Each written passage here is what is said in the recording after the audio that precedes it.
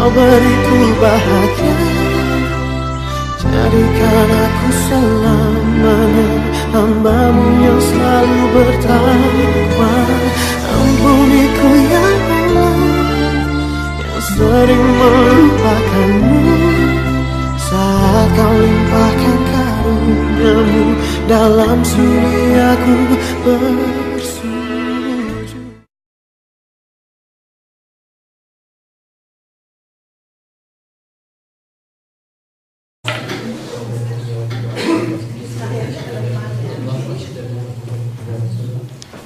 Ya, terima kasih kepada Bapak-Bapak dan Ibu-Ibu yang menyempatkan hadir dalam kegiatan pelatihan pengurusan jenazah pada hari ini. Insya Allah kita akan segera mulai acaranya, ya, agak molor dari undangan.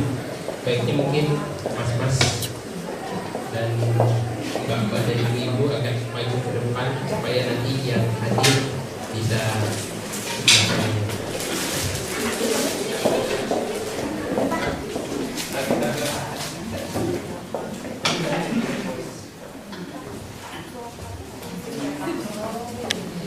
Ya, mari kita buka acara kali ini dengan membaca basmalah Bismillahirrahmanirrahim. Dan untuk menambah keberkahan acara ini, insya Allah akan dibacakan ayat suci Al-Quran oleh Saudara Panji.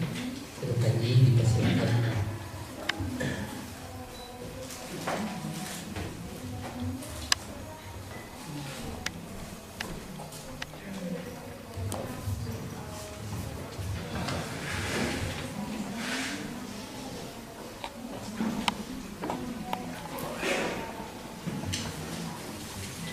أعوذ بالله من الشيطان الرجيم. بسم الله الرحمن الرحيم.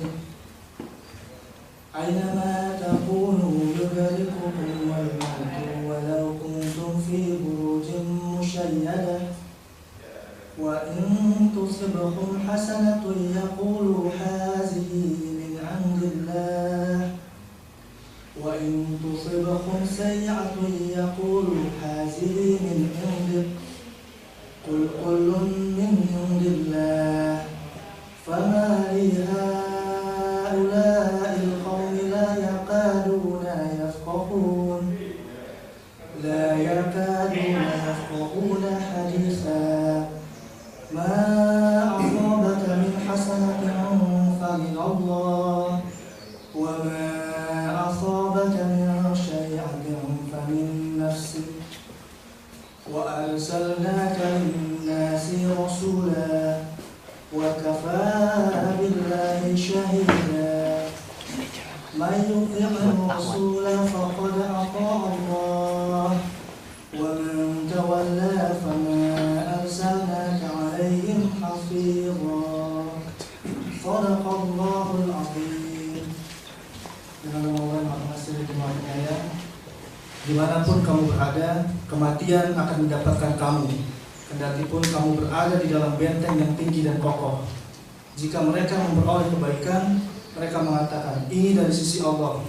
Dan jika mereka ditimpa suatu keburukan, mereka mengatakan ini dari engkau Muhammad. Katakanlah, semuanya datang dari sisi Allah. Maka mengapa orang-orang itu, orang-orang munafik, hampir-hampir tidak memahami pembicaraan sedikitpun? Kebajikan apapun yang kamu peroleh adalah dari sisi Allah, dan keburukan apapun yang menimpamu itu dari kesalahan dirimu sendiri.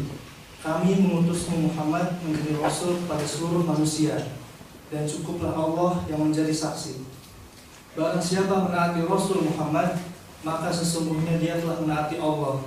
Dan barang siapa berpaling dari ketaatan itu, maka ketahuilah kami tidak mengutusmu Muhammad untuk menjadi pemelihara mereka. Mengenal Allah dengan segala firman.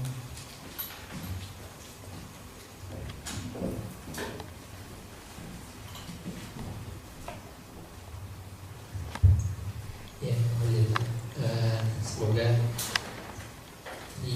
kita yang mendengarkan dan juga yang membacanya mendapatkan berkah rahmat dari Allah Subhanahu Wa Taala.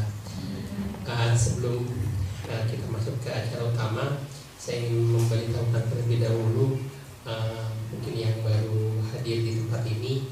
Di sini kalau ingin ke toilet untuk laki-laki ada di lantai dasar dan lantai 1, untuk wanita ada di lantai dasar dan lantai 2. Lalu nanti juga kita sholat, ada tempat ruang sholat di lantai 1 gitu. Dan insya Allah acaranya akan dimulai dengan pemaparan dari pembicara utama kita, yaitu Bapak Ibrahim Omar, yang alhamdulillah sudah sejak awal hadir ya bersama kita di sini. Terima kasih Pak Ibrahim. Selanjutnya nanti kita beri makan siang dan juga sholat, lalu nanti ada workshop mulai dari memandikan, mengkafani hingga mengumpulkan dan menyolatkan dan mengumpulkan, seperti itu. Ya insya Allah kita bisa sampai sore gitu ya, mungkin sampai jam 4:30 atau jam 5. Sementara itu dulu ya, kita berikan waktu dan tempat kepada Pak Bram. Terima kasih. Ya.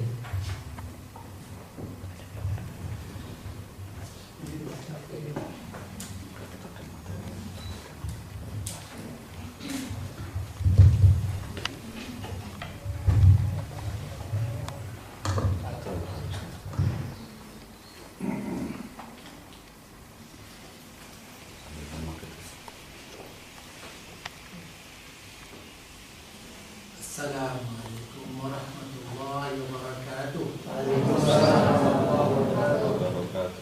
Alhamdulillah.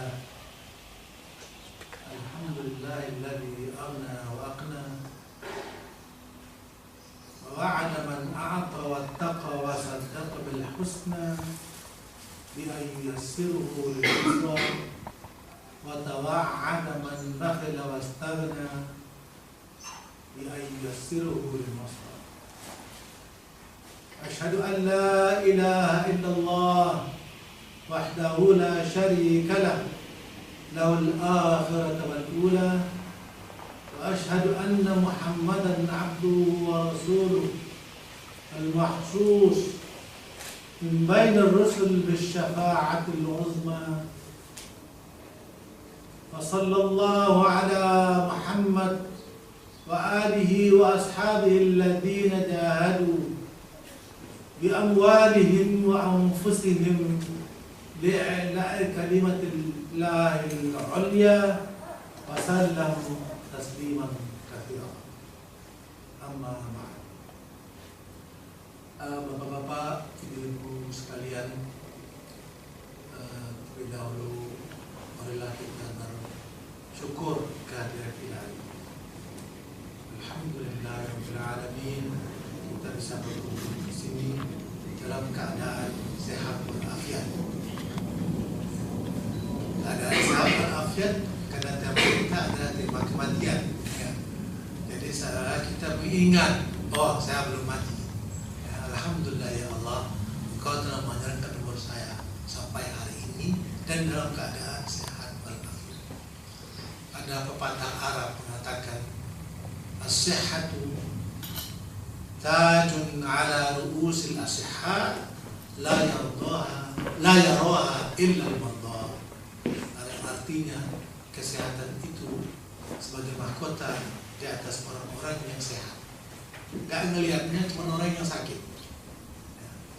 Begitu juga jadi kita selalu bangun pagi itu alhamdulillahilladzi ahyana ba'da ma amatana wa ilaihi nusyur. Maksudnya begitu kita telah sehat kembali dalam keadaan sehat. Dan dalam perjalanan ke sini semuanya tidak ada halangan sama sekali. Memang tema yang kita bawakan hari ini alhamdulillah cukup interesan, cukup menarik buat orang-orang yang memang masih memikirkan akhirat. Ya. Sehingga mudah-mudahan apa yang kita coba untuk belajar hari ini bisa bermanfaat untuk kita kemudian hari. Terutama buat kita yang hidup di Jerman ini, tentunya hal ini agak asing karena mayoritas penduduknya adalah orang-orang yang tidak beragama Islam, sehingga kita harus mencari-cari orang yang bisa mampu untuk membantu kita kalau kita dalam kesulitan, ya, kebetulan saudara kita, teman kita, keluarga kita meninggal di luar negeri. Oleh karena itu, apa yang saya sampaikan di sini adalah yang berhubungan dengan Jerman terutama. Ya, terutama bagaimana apa yang kita harus lakukan kalau kita di Jerman, tidak di Indonesia. Kalau di Indonesia kita banyak orang, ya, tetangga kita bisa, kiai di mana-mana, ustadz begitu numpuk, jadi nggak masalah. Cuman kalau di sini kita merasa kebingungan, kemana, apa yang harus saya lakukan? Itulah tujuannya kita mengadakan hari ini, supaya kalau kebetulan siapa tahu, ya, sama Allah kita kedatangan tamu dari rumah dari Indonesia, Tuhan menarik ajalnya, nah kita kebingungan kan, apa yang kita harus lakukan? Itu tujuan saya, tujuan kita mengadakan workshop hari ini. Jadi maka dari itu saya dalam bagi sedemikian rupa supaya kita pertama itu hanya teori aja dulu, dan terutama mengenai prosedur apa yang kita lakukan, kata orang Jermannya Papierkram. Artinya itu apa-apa yang kita harus, dokumen-dokumen apa yang kita perlukan untuk mengurus jenazah. Kalau sampai ada orang dari keluarga kita yang meninggal di dunia di rumah kita, di rumah sakit dan seterusnya. Itu yang harus kita urus, yang kita coba bahas pagi ini. Kemudian nanti baru kita melatih bagaimana caranya memandikan, bagaimana caranya menguburkan, bagaimana caranya mengkafani, dan bagaimana mensolatinya. Itu nanti kalau sudah kita makan siang, jadi agak segar badannya ya. Bisa bergerak dikit. Kalau sekarang ini bisa loyo, jadi teori aja nggak apa-apa lah, gitu ya. Baiklah, saya mulai saja dengan tema pertama. Tema pertama adalah prosedur yang harus dilakukan sewaktu ada yang meninggal dunia. Ya.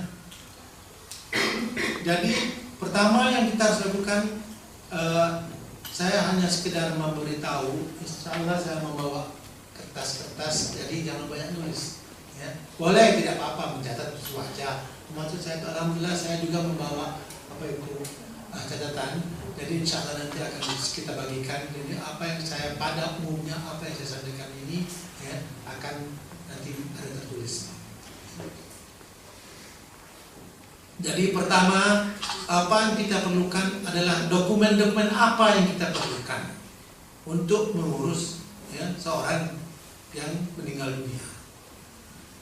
Di Jerman, kalau ada yang meninggal dunia, apa yang kita harus lakukan pertama? Mungkin ada yang tahu?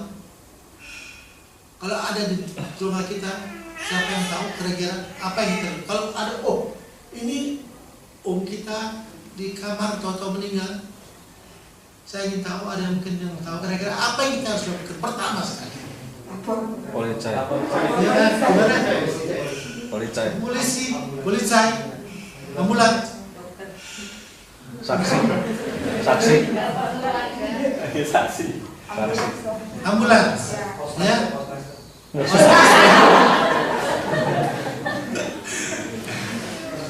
Hausmeister.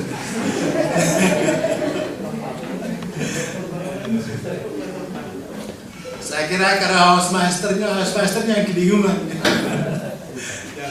Jangan Hausmeister. Yang harus kita lakukan pertama sekali, kita ingin tahu ini betul-betul sudah meninggal betul belum? Ya, kita dokter bukan yang meriksa, bukan kan? Nah, sekalipun dokter, dia juga walaupun dia sudah tahu bagaimana, ini sudah meninggal benar-benar, dia juga harus memberitahu, dia harus juga mengajak orang yang kompeten dalam hal itu. Siapa yang paling kompeten? Siapa tahu? Nah, yang ya jelas juga dokter. Cuman dokter tidak sembarang dokter, ya. Jadi kita kalau bisa paling pertama sekali kita jelas memberitahu dokter, walaupun kita dokter, ya, kita memberitahu dokter yang kompeten. Dokter yang kompeten adalah dokter yang sering memeriksa kita, ya, house arts. Ya. Pertama sekali kita menelpon siapa yang sering memeriksa kita, ya, house arts. kita telepon dia, kita sampaikan di rumah saya ini ada yang meninggal. Sekalipun bisa jadi orang yang meninggal ini tidak sering berobat dengan house art itu, tidak apa-apa, karena setidak-tidaknya house art itu yang dinamakan niedergelassene Arzt. Ya. Niedergelassene Arzt artinya orang yang mempunyai praktek. Tujuannya apa? Karena seorang dokter yang mempunyai praktek, dia akan bisa berhubungan dengan Krankenkasse. Sehingga kalau ada pembayaran yang dicakup, yang ditanggung oleh Krankenkasse, oleh asuransi kesehatan, maka dia bisa memberikan rekeningnya atau memberikan rekeningnya kepada Krankenkasse itu. Dan begitu memang dia mempunyai kompeten untuk itu.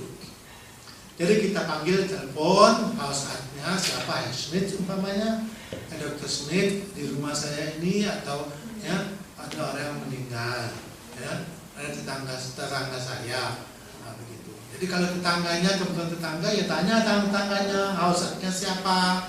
Di dokter ini ya, pasien bapak yang namanya Bapak Sumitro umpamanya, ya, yang kebetulan meninggal, yang selama ini selalu berobat dengan bapak. House art telepon.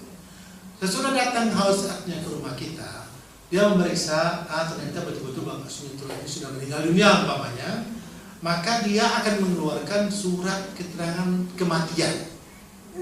Ya. Dalam bahasa Jermannya Totenschein. Ini yang pertama sekali, dokumen yang penting yang pertama sekali kita harus dapatkan. Totenschein. Kalau nggak ada ini nggak jalan terus. Sesudah dapat Totenschein dari seorang dokter niedergelassene Arzt tadi, kemudian kita baru mengusahakan dokumen kedua. Dokumen kedua yang tidak kalah pentingnya dengan Totenschein ini adalah yang dinamakan Sterbeurkunde. Ya? Sterbeurkunde.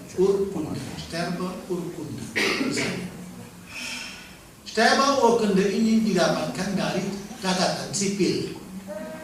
Nah, bahasa Jermannya Standesamt. Jadi kita harus ke Standesamt. Untuk ke Standesamt itu, maka dari Standesamtnya itu akan meminta, satu adalah dia akan meminta KTP atau paspor kita. Paspor yang meninggal, maaf. Paspor orang yang meninggal. Ini kira kita manipulasi. Jangan. Masih hidup kita. Jadi yang diperlukan adalah paspor orang yang meninggal. Itu satu pertama. Yang jelas Totenschein tadi itu ya. Berarti orangnya sudah betul-betul meninggal. Siapa orangnya? Bapak Sumitro. Nah, ini mana KTP-nya? Ini KTP-nya, ini paspornya. Yang ketiga yang diperlukan juga adalah Geburtsurkunde, akte kelahiran, ya, dari Bapak Sumitro ini. Yang keempat, kalau sudah menikah, buku nikah atau akte nikah yang sudah diterjemahkan. Makanya kalau bapak-bapak, ibu-ibu yang sudah menikah, kalau akan nama di sini yang masih dalam bahasa Indonesia, tolong terjemahkan, mungkin masih hidup. Ya, nanti kalau sudah kepepet banget, jadi istrinya atau suaminya kebingungan. Saya ada punya bahasa Indonesia, yang bahasa Indonesia, bahasa Jerman nggak ada. Orang Jerman nggak ada yang ngerti nanti, nggak bisa tahu ini apa katanya. Ya, ini tidak bisa dipakai. Harus mengurus lagi ke kedutaan selanjutnya, atau ke KJRI untuk menerjemahkannya ke dalam bahasa Jerman. Jadi dari sekarang sedang meluangkan banyak waktu, sering-sering, ya, terjemahkanlah akte nikah itu, atau buku nikah yang ke dalam bahasa Jerman. Itu akan diperlukan. Dan mungkin akan diperlukan juga kartu Krankenkasse, ya, dari yang meninggal. Ya. Maka dari itu sebelum pergi ke Standesamt, karena setiap kota itu punya kebijaksanaan masing-masing, tidak sama. Ya, setiap negara bagian itu punya kebijaksanaan masing-masing. sekiranya mereka lebih meminta apa, mungkin ada minta ada surat keterangan dari kedutaan segala macam itu. Jadi kita telepon ke sana, telepon dulu ke Ustaz Am sebelum pergi ke sana, ya, minta apa-apa yang diperlukan untuk mendapatkan steril benda tadi. Itu artinya surat keterangan resmi kematian. Berbeda dengan tuntutan saya tadi. Kira-kira itu dahulu yang dokumen-dokumen yang diperlukan. Adapun yang saya ingin ceritakan sekarang, saya akan secara sekilas, ya, menceritakan, menyampaikan apa yang terjadi dari A sampai Z pada waktu seseorang itu meninggal dunia. Ya, jadi ini di luar masalah apakah ini secara Islam atau tidak. Ya, sudah jelas akan saya sampaikan bahwasanya secara Islam, cuman bukan berarti praktek penguburan atau pemakaman secara Islamnya yang saya terangkan, tetapi prosedur seluruhnya apa yang akan terjadi sampai dia berada mayat ini di liang lahat. Oke? Baik, saya mulai. Jadi sewaktu orang meninggal, kita mengurus dokumen-dokumen tadi. Nah, di Jerman ini, menurut peraturan Jerman, seorang mayat itu hanya bisa berada di rumah selama 36 jam. Tidak boleh lebih. Ya. Jadi dalam 36 jam itu kita harus bertindak. Ya. Bertindak berarti kita harus mengurus. Ini mau dikemanakan mayatnya ini. Untuk itu ada 3 kemungkinan. Karena pertama sekali kita akan menaruh mayat ini ke ruang pendingin. Kalau tidak dia akan busuk. Sesuai 36 jam itu mayatnya akan membusuk. Oleh karena itu sesuai dengan peraturan Jerman, ya, maka kita harus mengurus. Nah, dalam hal ini, baru betul sekarang ini tadi kata ambulans. Ya, kita katakan setelah kita mengadakan rujukan, mau kita bawa kemana? Ya, kita inisiatif sendiri, boleh kita bawa ke rumah sakit, ke ruang pendingin rumah sakit. Kalau kita dari pertama sudah merasa tidak mampu, dalam arti kata bukan dari segi keuangan, maksud saya tidak bisa mengurusnya, kita tidak berdaya, keluarga seluruhnya tidak ada yang mampu, tidak cakap untuk tidak berkompeten untuk mengurus ini, maka dari pertama kita menugaskan sebuah institusi pemakaman dari pertama. Ya. Jadi kita menceritakan kepada kita pergi ke institusi. Nanti saya tuturkan dalam babak kedua dalam penuturan saya ini sekarang ini.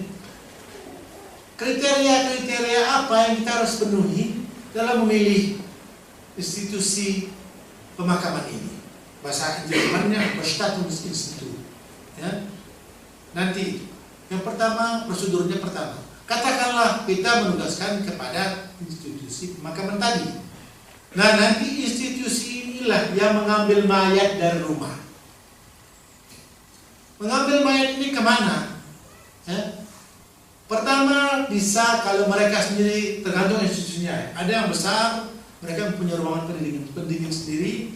Ada yang kecil, mereka tidak punya, sehingga membawa mayat ini ke rumah sakit atau ke klinik yang terdekat. Yang mempunyai, pasti mempunyai ruang pendingin. Mayatnya dibawa ke sana dulu. Supaya kalau sekiranya kita memang ternyata ada keluarga kita dari Indonesia yang mau datang, ya, pasti lebih dari 3 hari, ya, baru sampai ke sini, maka tentu sangat baik. Ya. Kemudian kalau kita masih ragu-ragu apakah mana yang kita institusi mana, kita kan belum tahu betul. Ya, selama ini kita tidak mengusik masalah ini, baru sekarang kita mengurusnya, maka kita masih kebingungan sekali. Tidak apa-apa, panggil ambulans, ya, bawa dulu ke uniklinik. Sementara itu kita bisa dengan tenang. Ya, berbeda dengan di Indonesia, cukup banyak orang yang membantu kita. Satu itu, memang dalam agama dianjurkan, tapi di dalam bahwasanya secepat mungkin, menurut hadis itu juga, secepat mungkin kita mengurus jenazah. secepat mungkin dia ke dalam liang kubur. Itu memang menurut agama begitu. Cuman ini dalam keadaan darurat, bukan kita kemauan kita. Maka dari itu dibolehkan. Ya, jadi dibolehkan. Bukan kita sengaja melambat-lambatkan, tetapi karena keadaan dan situasi tidak mengizinkan, sehingga kita dibolehkan untuk menundanya. Jadi langkah pertama adalah memanggil ambulans yang akan membawa mayat ini ke rumah sakit, ke ruang pendingin. Setelah sampai di ruang pendingin, aksi kedua yang akan datang adalah memandikan mayat. Begitu juga seperti saya katakan tadi. Kalau kita telah memberikan, nah dalam aksi memandikan mayat ini kita tidak bisa mengambil mengatasnya sendiri. Ya. Berbeda karena sebelum kita diizinkan untuk memandikan mayat, apalagi di ruang pendingin universitas atau di klinik, kita harus mempunyai izin untuk itu. Nah, sedangkan yang satu-satunya yang mempunyai izin untuk itu adalah institusi yang ada yang mengurus pemakaman ini. Oleh karena itu, kalau kita memang betul-betul, jadi kita pertama kita bawa melalui ambulans secara darurat ke klinik. Kalau kita telah menyerahkannya kepada institusi tadi itu, institusi ini nanti yang mengambil alih masalah memandikan. Ya, dengan sendirinya secara Islam. Selesai dimandikan, tergantung kembali kepada kondisi institusi ini, bisa jadi mayat ini akan dikafani di ruangan mereka. Ya, jadi dibawa pertama dimandikan di ruang pemandian institusi, kemudian mereka biasanya di sebelahnya menyiapkan juga ruangan untuk mengkafaninya. Atau mereka mengkafaninya di tempat di mana si mayat itu dimandikan. Biasanya lumrahnya begitu. Setelah dimandikan, setelah dikafani, dimasukkan. Penting, beda sekali dengan di Indonesia mungkin dimasukkan itu harus dimasukkan ke dalam peti mayat. Ya. Terus sudah dimasukkan ke dalam peti mayat, baru digotong ke ruangan sebelah, di ruangan tempat sholat. Ya, namanya di negara kafir, ya tidak.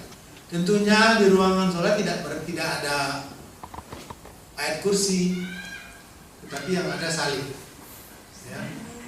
Tapi kita kan ingin mensolati jenazah. Jadi niatkan saja, ya, mensolati jenazah. Insya Allah semuanya akan diterima Tuhan walaupun penuh salib ruangannya itu. Jadi jangan terbayang wah saya ini sembahyang Kristen apa sembahyang Islam. Tidak begitu, tapi kita mensolati jenazah, jadi khusyukkan bahwasanya kita menghadap kepada Tuhan. Baik, di ruangan itu mensolati jenazah. Namun ada 3 variasi dalam mensolati jenazah. Pertama saya katakan tadi di ruangan, di tempat, di institusi itu sendiri, kalau mereka mencukupi, mempunyai ruangan yang besar, yang cukup besar untuk mengadakan sholat jenazah. Maka dari itu, sedangkan dalam agama disebutkan, bertambah banyak orang yang menyembayanginya, bertambah sedikit dosa, ya, yang akan ditimpa oleh orang yang meninggal itu. Oleh karena itu, kita juga berpikir untuk menyembayangkannya di masjid umpamanya. Ya. Jadi kita bertanya kepada institusi yang menyembayangkannya, apakah bisa dibawa ke masjid? Ya. Apalagi di Köln itu yang terbesar di Jerman itu sering juga dulu dipakai, walaupun sekarang sudah dibangun lebih besar lagi. Dulu pun sering dipakai untuk menyembayangkan mayat di situ, di masjid.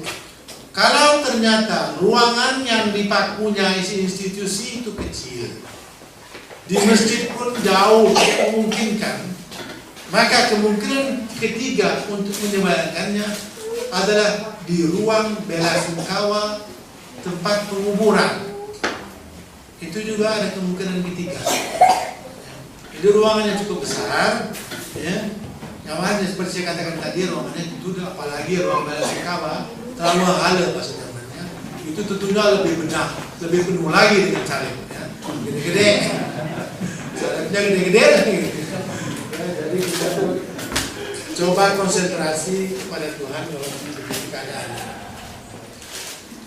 Selesai disembayangkan, selesai disolati, kemudian jenazah ini biasanya ditaruh, petinya itu ditaruh di atas kereta.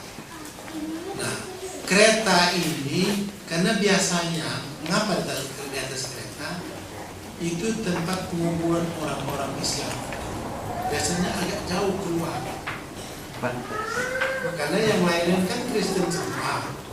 Jadi untuk bagian kita orang Islam biasanya agak jauh dari tempat ruangan belasungkawa itu. Makanya itu supaya jangan kalau ditarik pakai tangan bisa patah tangannya kelamaan atau bisa berganti-ganti berat. Makanya biasanya ditaruh di atas kereta. Kemudian keretanya nanti akan didorong oleh traktor.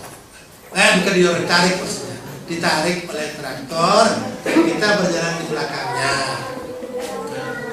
Begitu. Sampailah kita menuju ke perkuburan, ke lubang di mana mayat ini nanti akan dikuburkan. Berbeda dengan yang, tergantung di mana diadakan, tergantung kotanya. Ada kota yang membolehkan tidak memakai peti. Tapi di Jerman ini sebagian besar masih melarang karena mereka biasanya pakai peti. Jadi masih melarang untuk tanpa peti. Jadi akan dikuburkan dengan petinya juga. Oleh karena itu, kalau memang begitu keadaannya, biasanya diturunkan dengan memakai tali. Ya, jadi 4 orang. Pertama, petinya ditaruh di atas tali, kemudian 4 orang pelan-pelan diturunkan ke bawah dengan petinya. Cuma ini sebenarnya tidak disyariatkan oleh agama. Ya.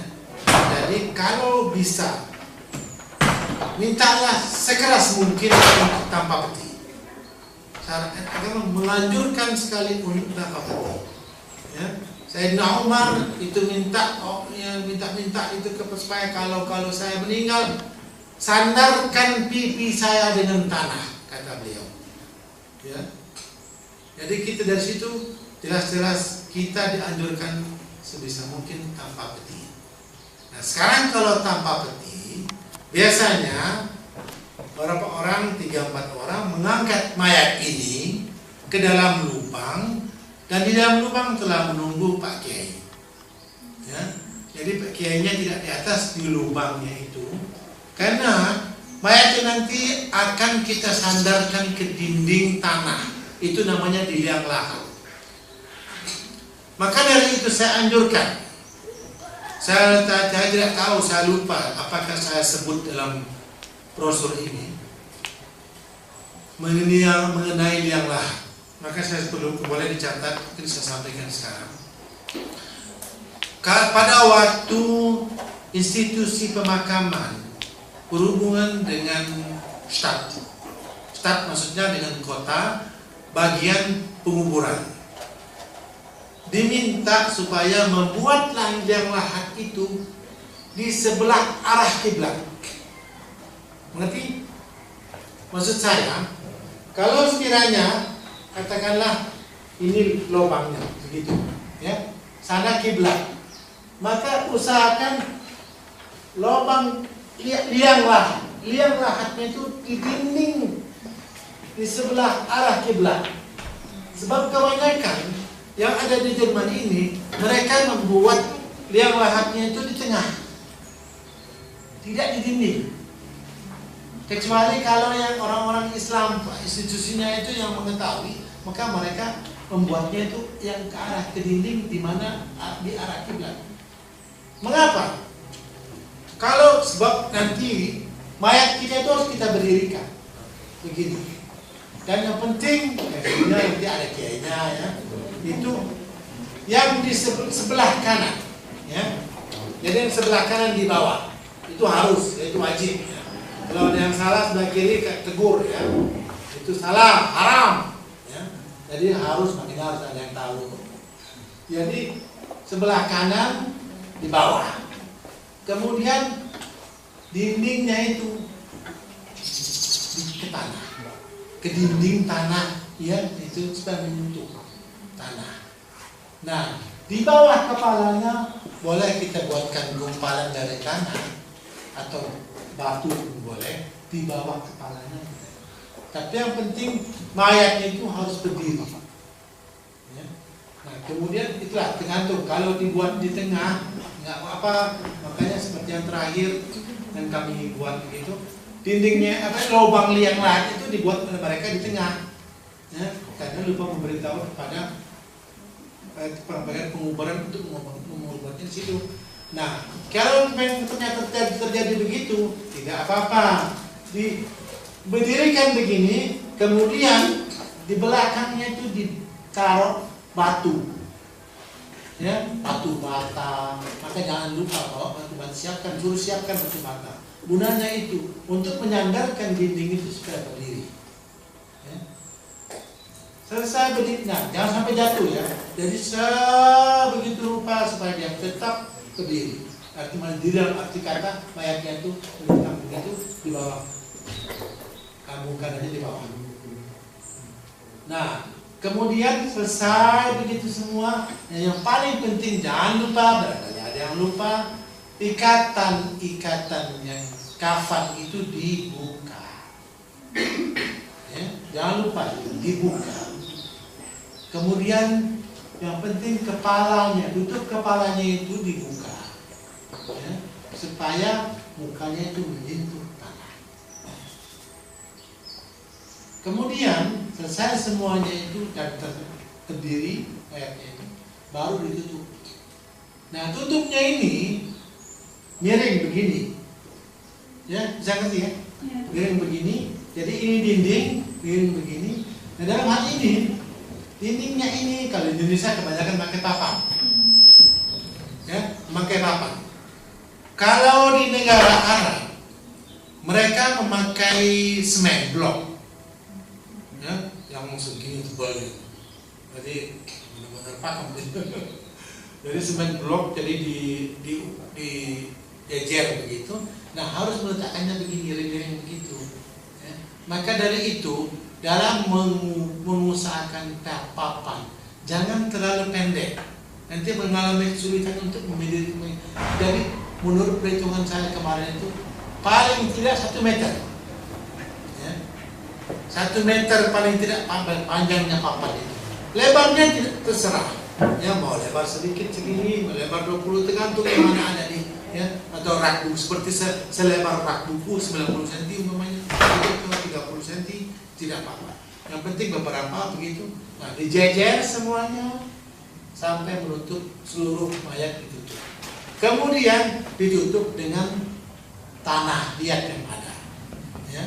Kita asal lihat yang disiapkan dari atas, diberikan semua, diusahakan supaya tertutup semua, dirapikan semua tutup, baru selesai. Nah, selesai ini baru kita dari atas yang berdiri, kayaknya keluar, baru yang pertama membuat 3 gempalan tanah.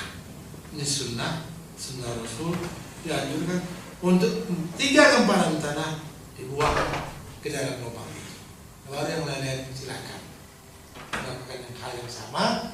Kemudian kita berdoa, istaghfiru fa innahu yus'al. Artinya orang yang dalam kubur ini sesudah dia berada dalam tanah itu baru akan ditanya, man rabbuka, siapa Tuhanmu, dan selanjutnya. Maka dari itu pada waktu yang genting seperti ini buat seorang mayat, alangkah baiknya istaghfiru, kata Nabi SAW. Kita harus mendoakan supaya orang ini diampuni, dan insya Allah kita mendapat syafaat dari sini. Jadi tutup, kemudian kita berdoa. Nah, barulah kalau cara kita tutup selesai, boleh ditutup, nanti akan ditutup oleh petugas pekuburan. Kira-kira begitu. Ya. Ada yang bertanya? Ada yang jelas semuanya? Ya silakan. Oh gitu. Maksudnya? Oh iya silakan. Oh iya bagus. Sebentar. Ya.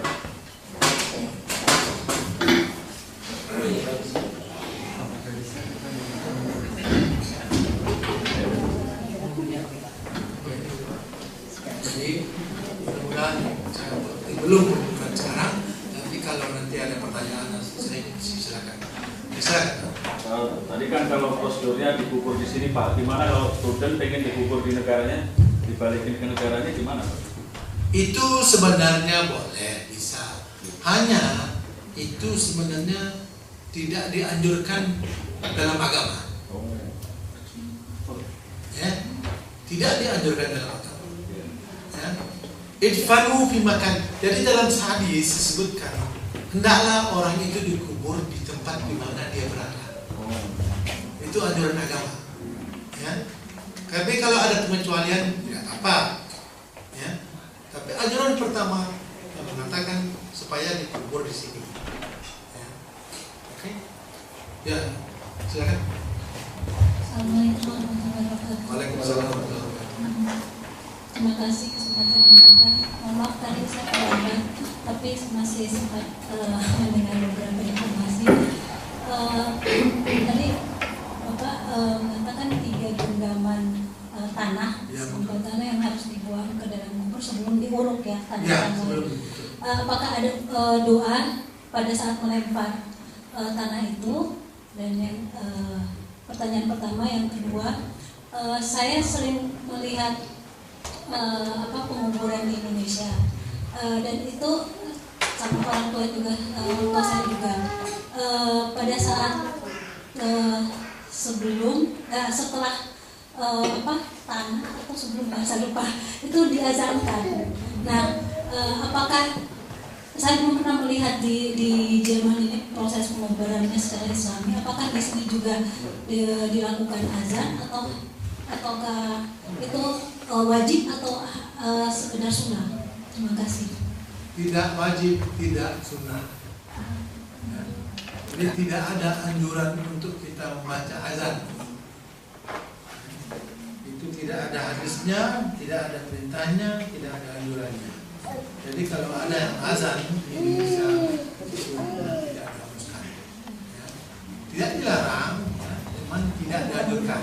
Jadi sebenarnya itu tidak harus, sebaiknya tidak harus dikerjakan karena tidak ada sunnahnya. Tidak langsung kalau orang keras katakan bid'ah. Ya, itu bid'ah. Apalagi kita di sini kebanyakan langsung orang-orangnya salafi. Jadi salafi dalam arti yang baik. Jangan kita mengartikan seperti, jangan selalu kita terlalu terpengaruh oleh media Jerman. Maaf ya. Salafi itu sebenarnya orang yang paling lurus. Karena dia seluruh yang dikerjakan itu apa yang diperintahkan oleh Al-Quran dan oleh Al-Quran itu yang dikerjakan, itu namanya salafi sebenarnya. Kalau orang lurus dalam mengerjakan seluruh perintah-perintah Tuhan, apakah itu orang? Ya. Tapi sejak seolah-olah kalau orang terlalu fanatik, ya terlalu ya boleh buat. Cuman juga kita sebagai orang Islam seharusnya jangan berpendirian demikian. Bahan-bahan yang saya terima, yang saya baca, yang tulis saya ini 90% dari seorang salafi.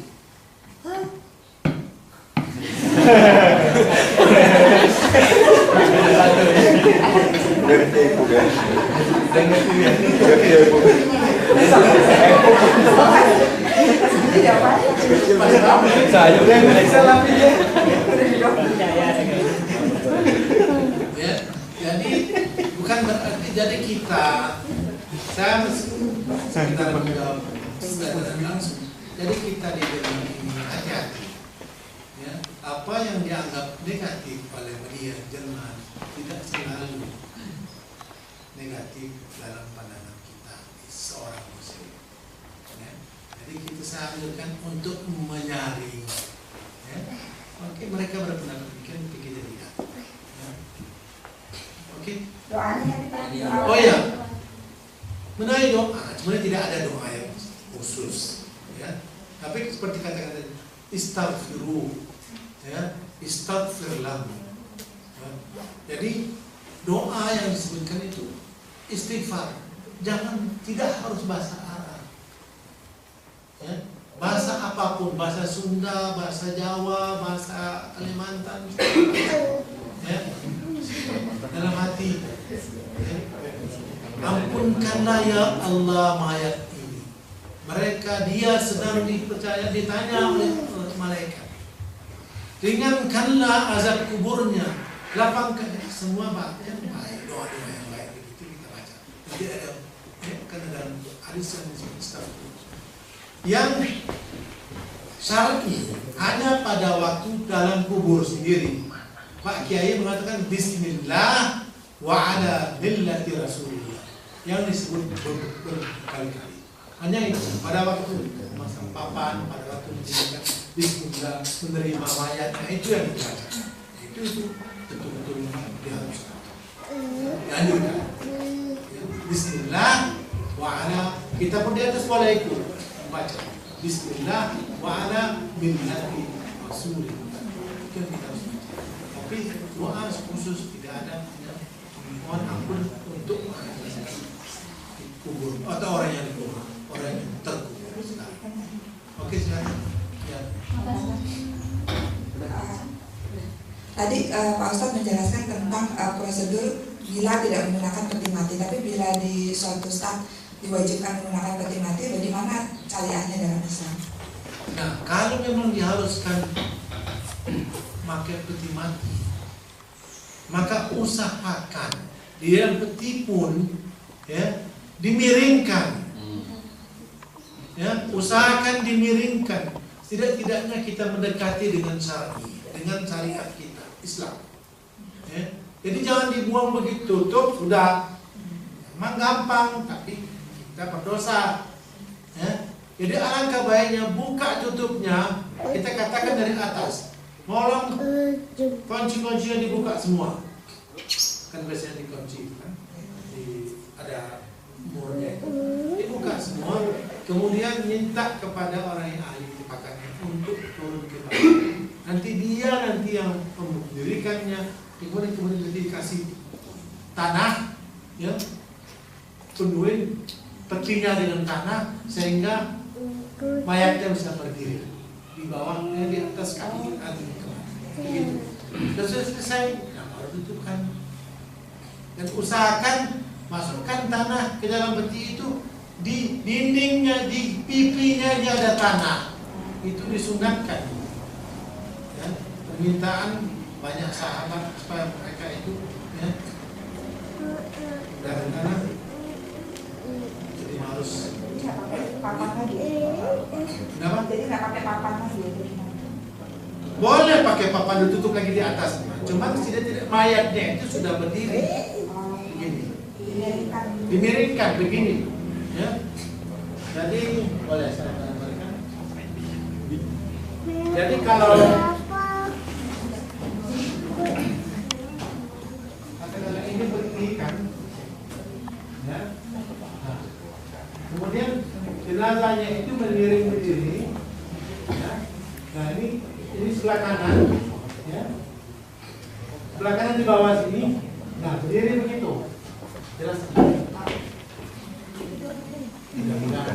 Jelas. Iya, ini dindingnya, ini kan. Dinding seperti, ya. Nah, ini buka, jangan dibuka ini, jangan tutup maksud saya.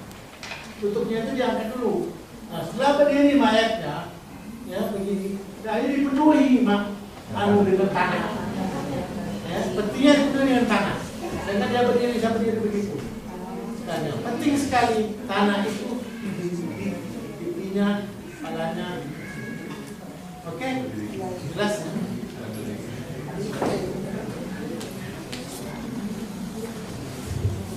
Ya, silakan. Maju mas. Assalamualaikum. Ya, dasar nyampe. Assalamualaikum warahmatullahi wabarakatuh. Ustaz, tadi Ustaz meskipun kita ada biaya tanggungan dari KKNKS untuk kematian ini, kalau secara nominal berapa Ustaz? Total seluruh biaya yang harus kita siapkan. Dan nanti saya akan terangkan. Ya, dan yang kedua, ya apakah ada biaya-biaya tambahan lainnya setelah proses pemakaman? Maksudnya yang harus ditanggung oleh ahli bait, misalnya? Tidak ada. Sebenarnya tidak ada. Ya. Jadi seluruh biaya itu sebenarnya itu tergantung kepada bagaimana keputusan keluarga. Keputusan keluarga dalam arti kata, kalau diserahkan kepada instansi pemakaman, nanti akan selesai dengan pemakaman, selesai seluruhnya. Hanya apakah pembayarannya itu pada waktu itu juga, ya, dengan instansi itu bisa di luar kejadian, tergantung kepada bagaimana instansi itu sendiri, apakah dia itu memberi keringanan untuk mencicil atau bagaimana, itu soal kedua. Ya. Pada umumnya, ya, kalau kita sudah menyerahkan kepada instansi pemakaman, maka mereka itu mengatakan biayanya sekian, kemudian selesai sampai di situ saja, tidak ada pertanyaan terakhir Ustaz,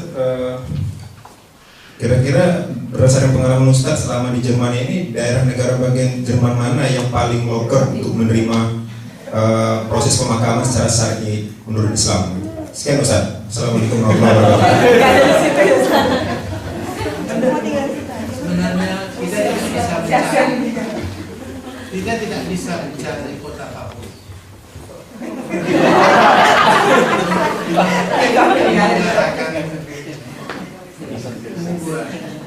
Karena perintah dalam agama, hendaklah orang itu sebaiknya di mana dia tinggal, di mana dia berada. Ya. Jadi kalau tinggalnya di Duisburg, kita akan di sini. Ya. Tidak bisa kita saya rasa di Bonn dulu. Kita berusaha untuk bawa ibaratnya ke Bonn. Prestasinya mau aja, kita kayaknya lebih besar kan? Ya, tidak masalah. Tapi itu dalam agama tidak dianjurkan. Jadi kita betul-betul tidak bisa memilih kota yang mana favorit kita. Gitu. Nah, jadi secara kebetulan makanya kalau kita memang berada di satu kota, jadi memang justru harus pakai peti atau tidak? Ada yang tahu? Pakai. Peti pakai. Baik. Ada lagi yang bertanya? Kalau tidak, silakan. Waalaikumsalam. Saya ingin bertanya, Pak Ustadz bilang kita juga bisa menyerahkan kepada institut kalau ada yang meninggal. Apakah kita bisa serentak begitu memanggil ketika ada? Apakah kita bisa apa? Serentak memanggil begitu, atau kita harus sebelumnya jadi member institut? Ya, itu akan saya jawab dalam babak kedua.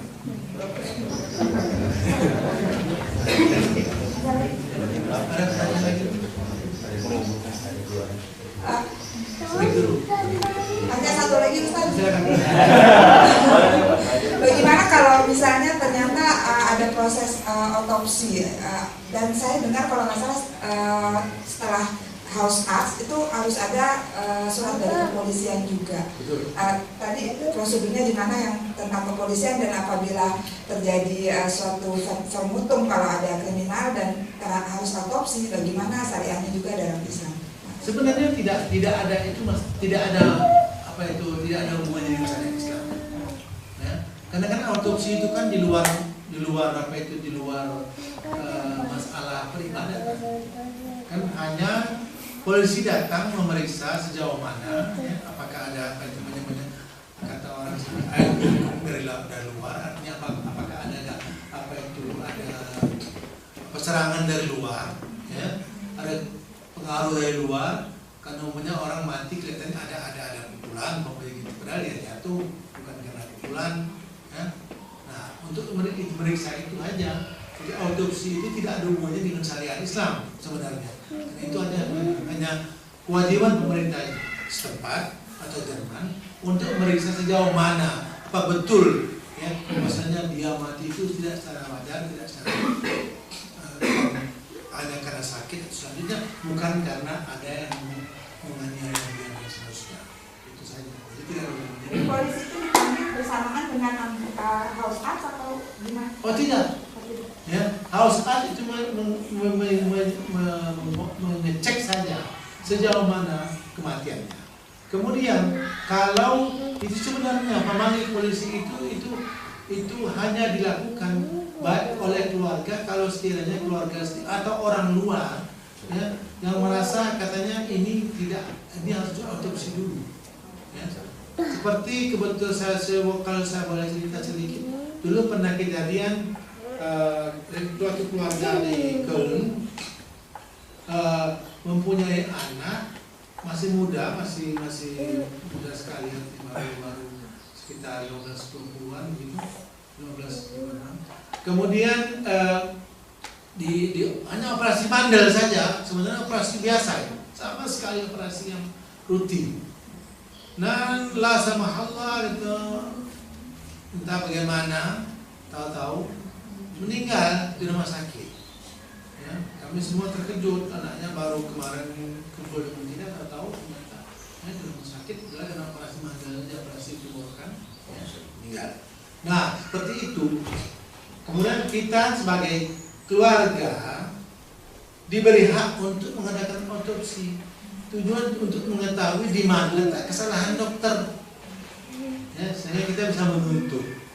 Kemudian keluarga ini pasrah, ya, mereka sendiri masih muda kuliah, mereka pasrah tidak mau. Tapi kita mempunyai hak. Nah, seperti itu antara lain. Bisa juga di rumah, seperti saya katakan tadi.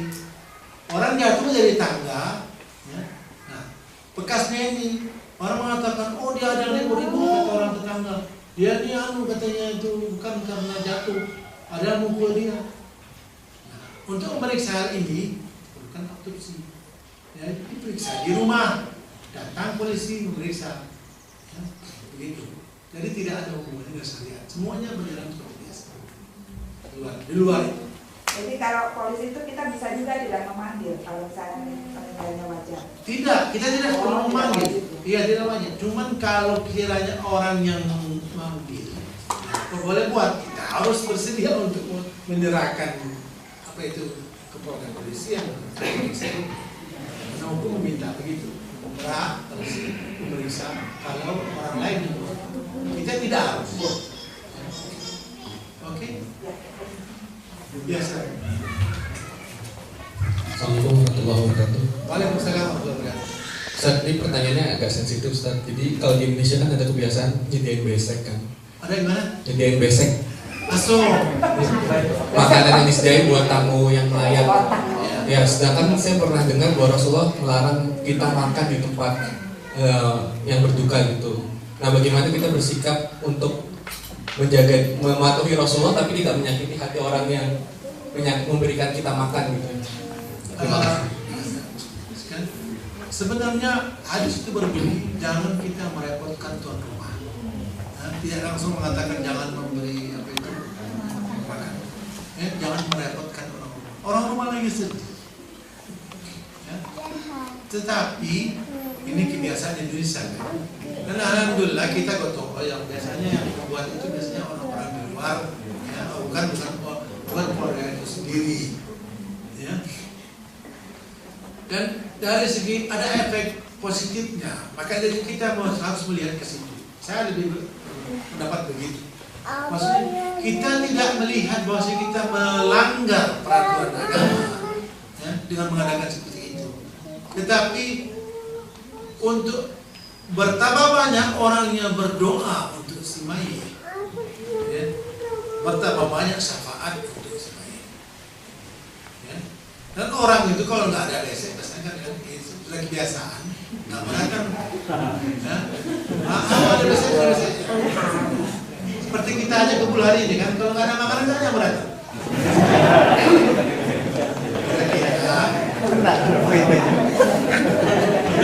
Tapi karena kita sadar, ya, dengan agama, maka dari itu walaupun nggak ada besek, kita datang.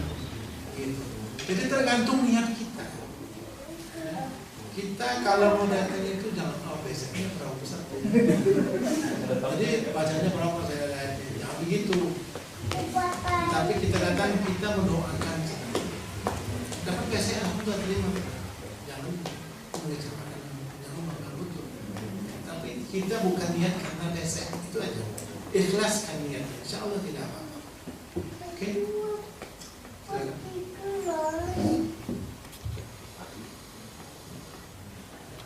Oke, mau break dulu. Oke, baik kalau begitu break dulu. Walaupun sebenarnya tema yang apa ini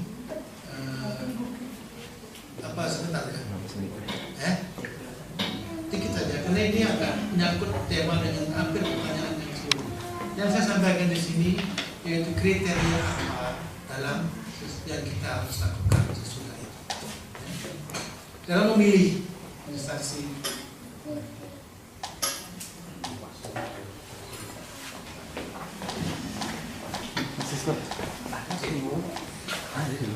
yang pertama,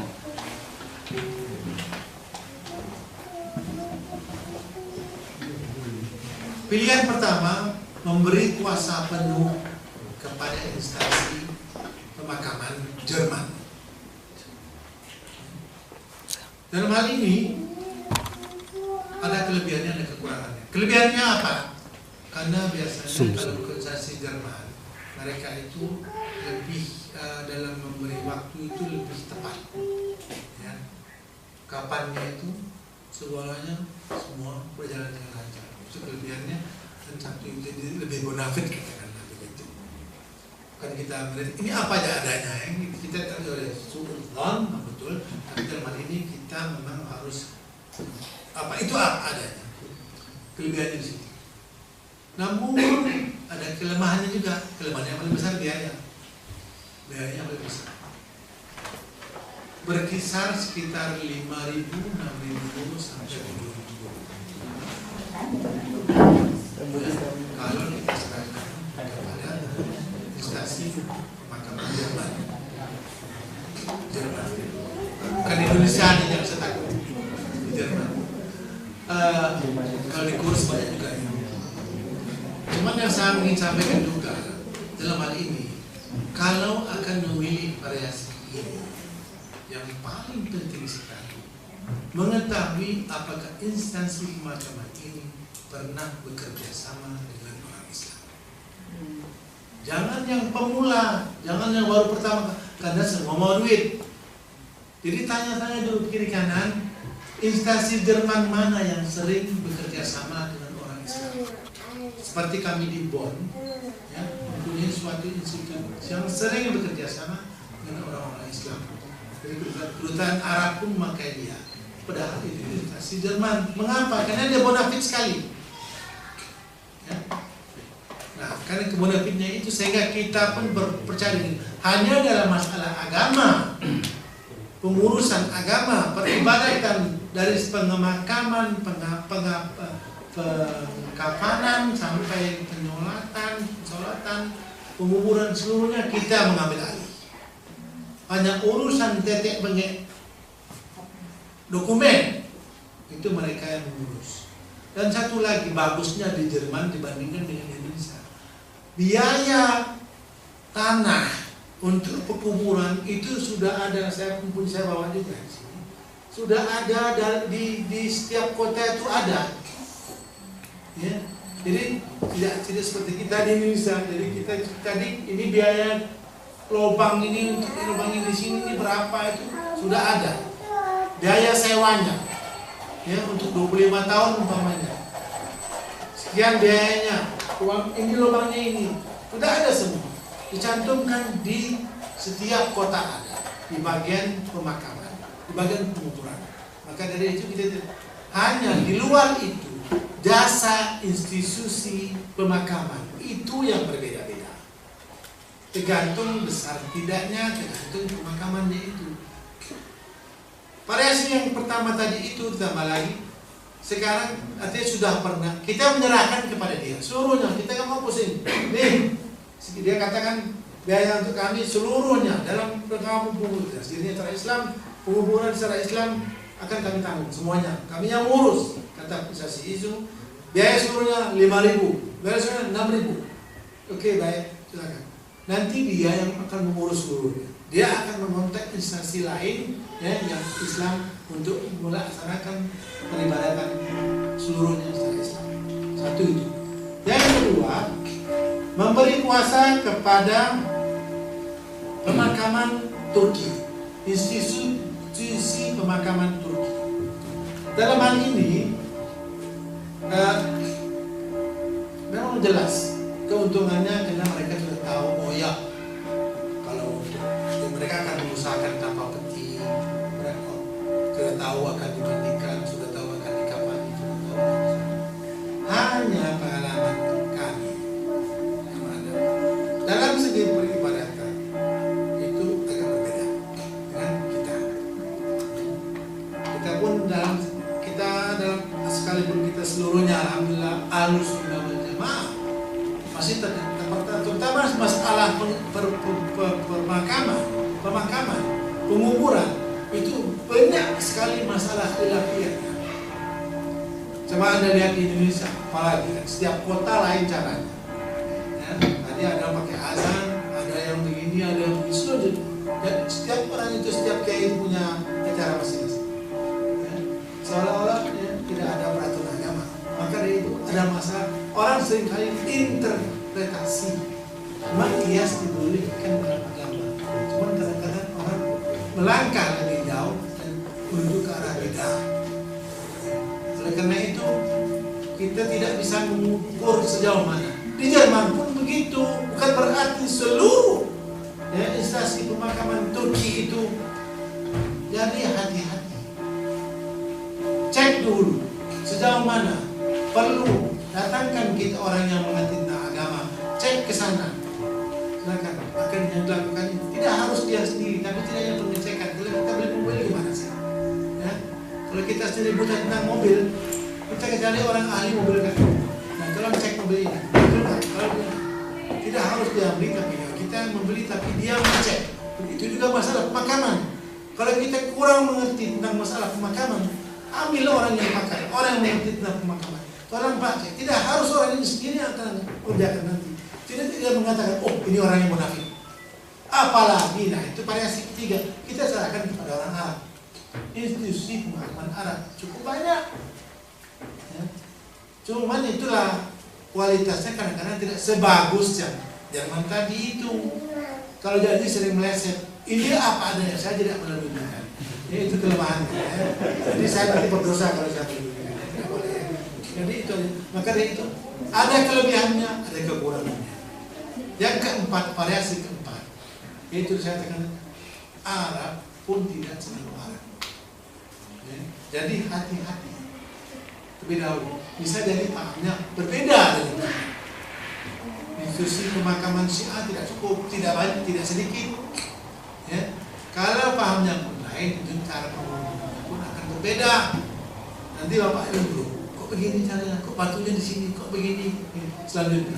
Jadi syariat Islam tidak semuanya dijalankan seperti yang kita mau karena pemahaman kita mengenai agama itu berbeda.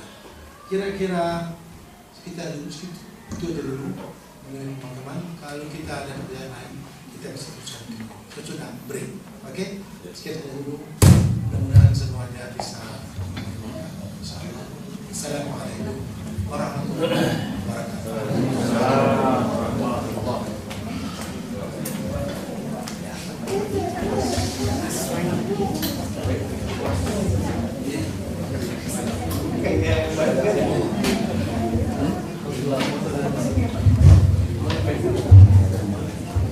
Ya, Bapak-bapak dan Ibu, kalau ada yang mau mengambil minum dan atau snacknya, mungkin kita beri sekitar 10 menit. Selanjutnya kita lanjutkan kembali. Di luar. Aman-aman kali ya? Enggak.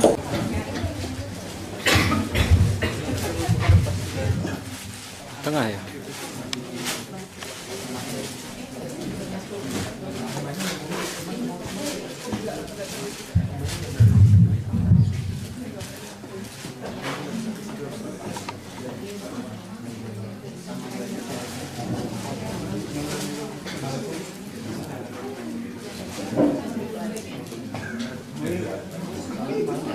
Untuk charger lain nggak? Untuk sekarang sih nggak. Nanti kalau ini saya ambil aja di belakang.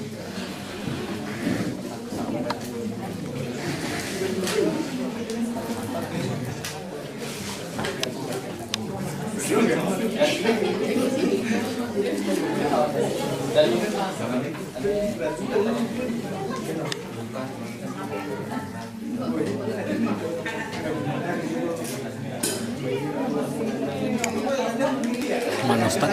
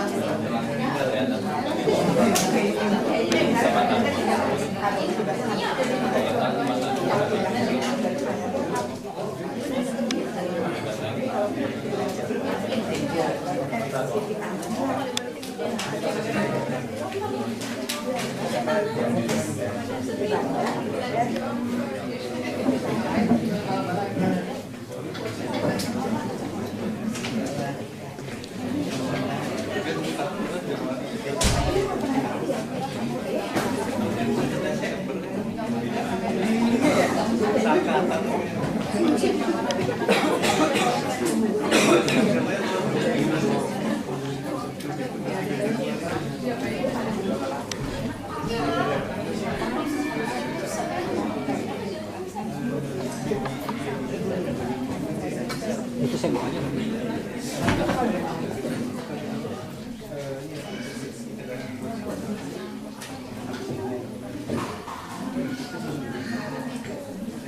Assalamualaikum warahmatullahi wabarakatuh. Jadi seperti yang saya katakan tadi, bahwasanya pemilihan instansi itu sangat menentukan.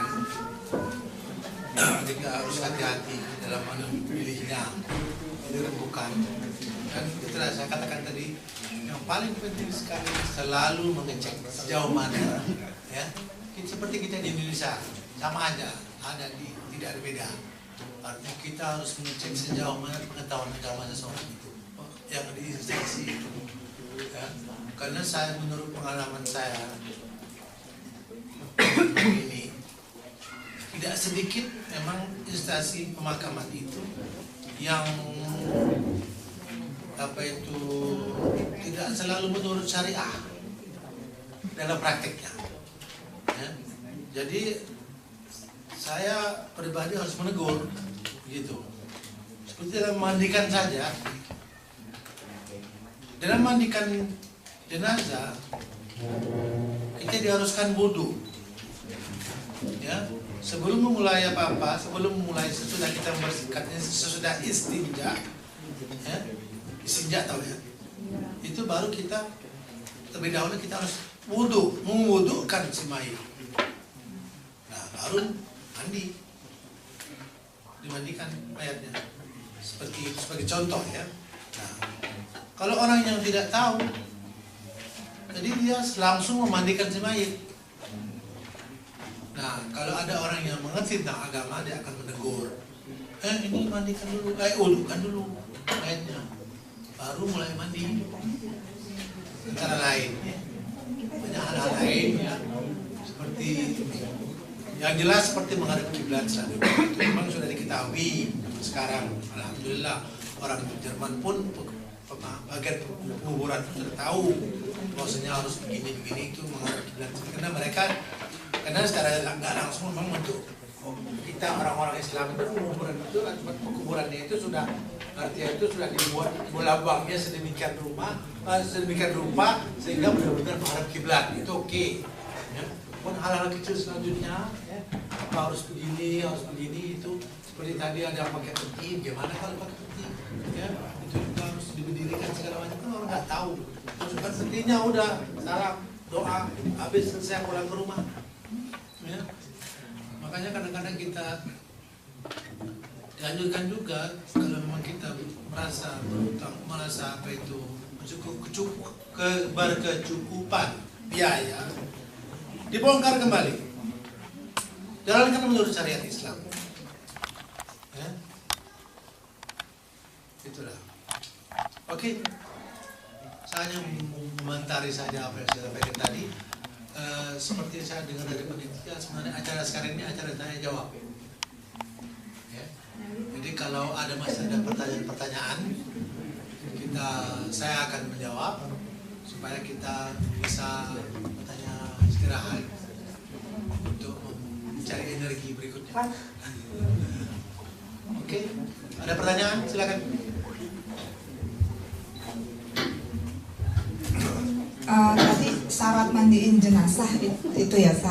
Kalau yang memandikannya ada syaratnya enggak? Ada. Yang memandikannya, dan kalau misalnya di Jerman kita bisa nggak sih, misalnya suami atau anak kita meninggal atau ibu kita, terus kita ikutan memandikan gitu? Kalau itu yang boleh mahram itu antara laki-laki dan perempuan hanya suami istri. Ya. Yang tidak suami istri sebenarnya tidak dibolehkan. Walaupun kerabat sendiri. Jadi anak-anak itu tidak boleh. Tidak boleh. Ya, kalau berbeda jenis kelaminnya, ya, dalam agama tidak dibolehkan. Jadi yang bisa itu, yang boleh itu hanya suami istri. Rasulullah SAW mengatakan kepada Sayyidati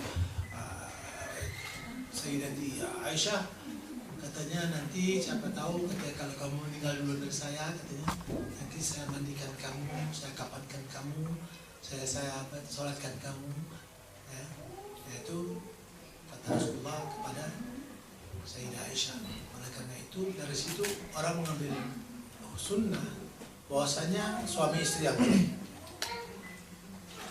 ya. Tapi karena anak pun tidak boleh, sebenarnya tidak boleh. Ya. Kalau menonton sebenarnya juga tidak boleh. Itu juga terutama soal mandi ya. Itu saya pernah lihat di Facebook.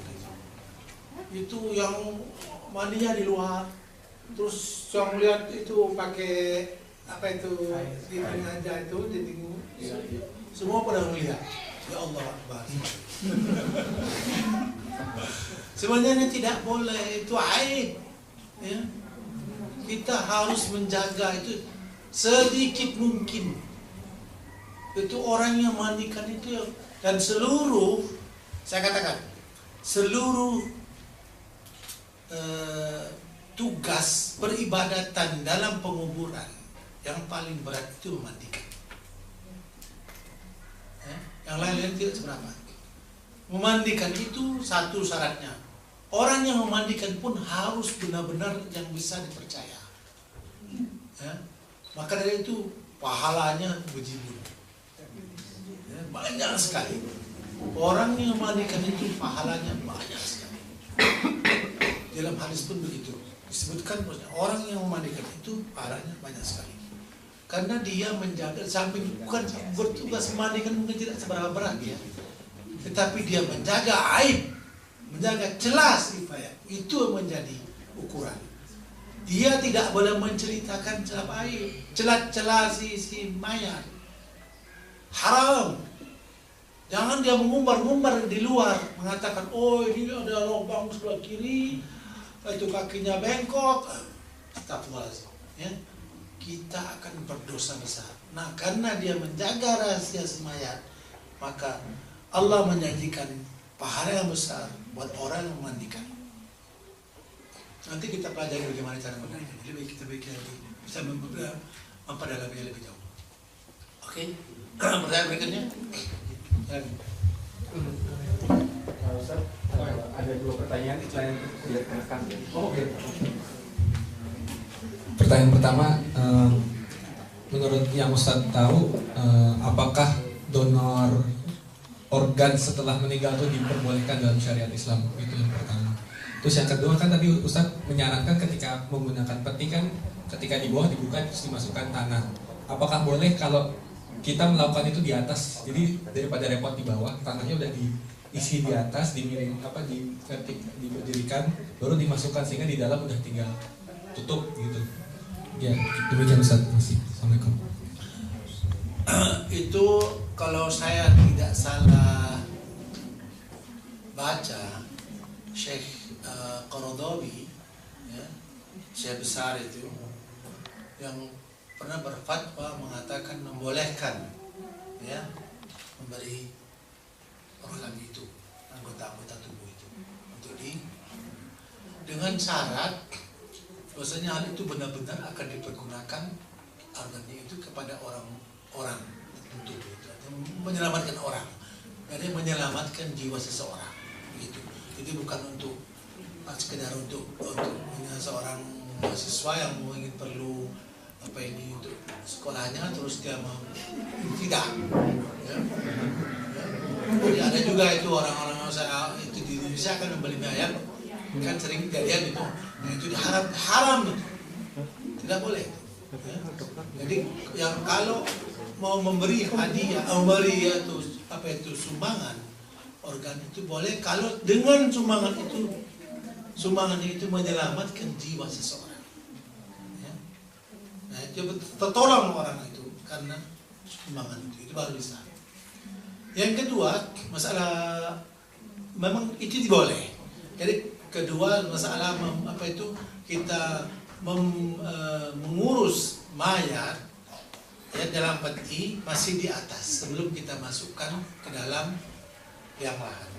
Yang paling penting sekali, ya, kalau nanti ibu-ibu atau bapak-bapak kebetulan hadir dalam suatu pemakaman tanpa ada yang ahli, dalam memasukkan peti itu ke dalam lubang liang lahat nanti, itu perhatikan memasukkannya dari kaki, ya, ngerti tidak? Jadi kalau umpamanya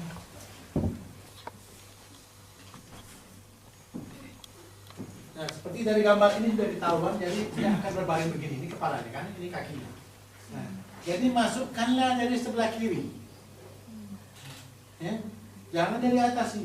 Jadi kita menggotong mayatnya itu, kepala di sini, kemudian dibawa begitu ke dalam lubang, ngerti ya? Ngerti tidak? Belum.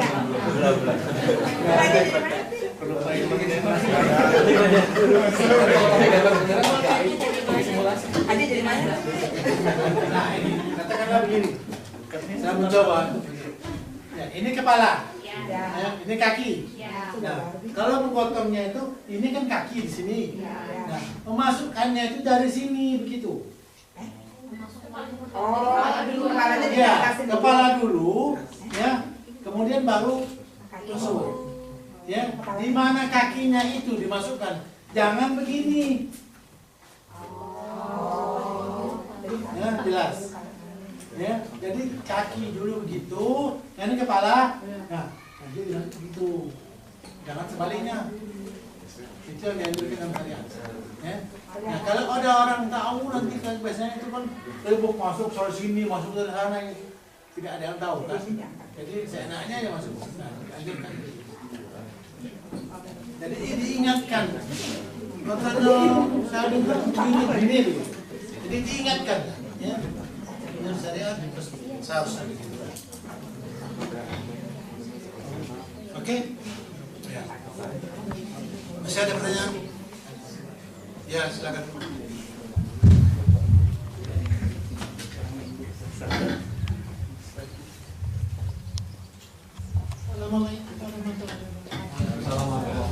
Ustaz, apakah itu haram kalau mayat difoto? Tidak sama sekali. Tidak ada larangan mengenai hal itu. Ya, tidak ada nas yang sharih mengenai hal itu sama sekali tidak. Saya kira tidak selalu menyalahi agama, saya kira. Makasih. Kembali.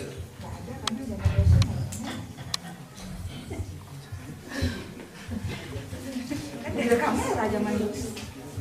Ada Ya, mungkin tambahan sedikit dari saya sehubungan dengan minum tuan dan tidak selalu tidak langsung.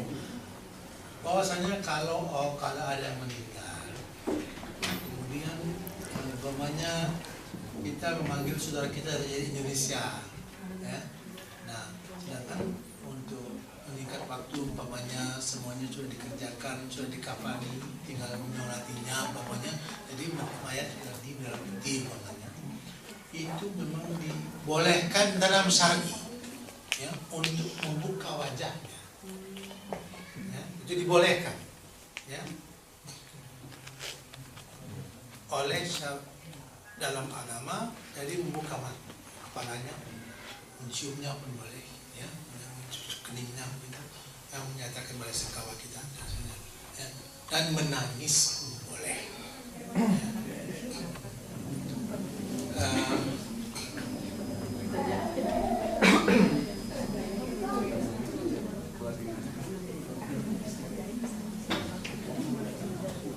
Bapak-bapak, ibu-ibu sekalian,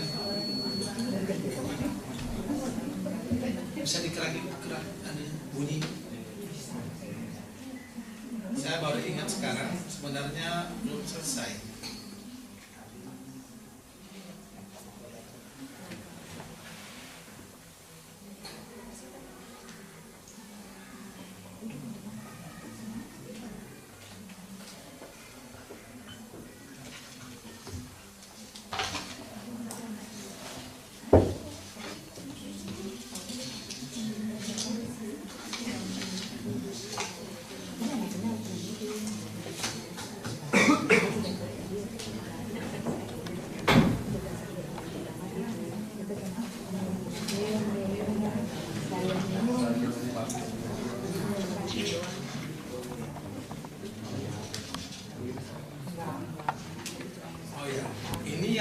Sampaikan sekarang sebelum kita istirahat, baru saya ingat sekarang.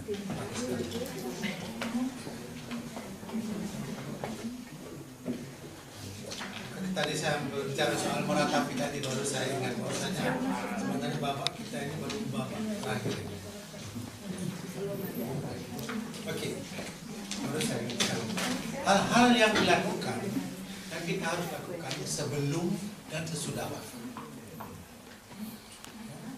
Hal-hal yang dilakukan sebelum dan sesudah. Kalau kita kebetulan berkunjung ke rumah orang atau keluarga kita ada yang hampir meninggal dan dia dalam sakaratul maut, apa yang kita harus lakukan? Mungkin sudah pernah ada yang mendengar? Baca surat Yasin sebelum meninggal. Ya, silakan. Iya, karena kasus waktu ibu saya meninggal, keluarga, ada beberapa keluarga yang membacakan surat Yasin. Ibu saya masa waktu itu masih sadar. Dia bilang, tolong jangan saya dibacakan surat Yasin. Ya. Bilang, tapi waktu itu kami bertanya kenapa gitu. Kami tidak sempat ini. Hanya yang lain tetap aja baca Yasin, tapi nggak sampai terdengar oleh ibu saya.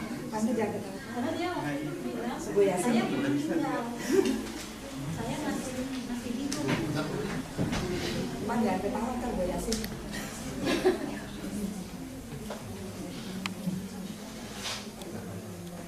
Harus Yasin gitu kan. Karena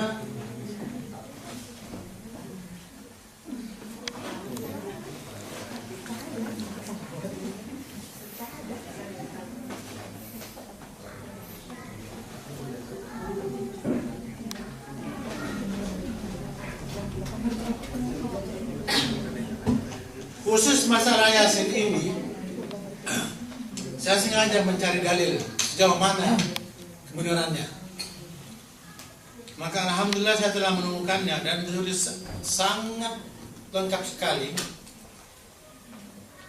oleh Syekh Albani yang menjadi pegangan saya dalam mengutarakan masalah pengurusan jenazah ini. Jadi Syekh Albani mengatakan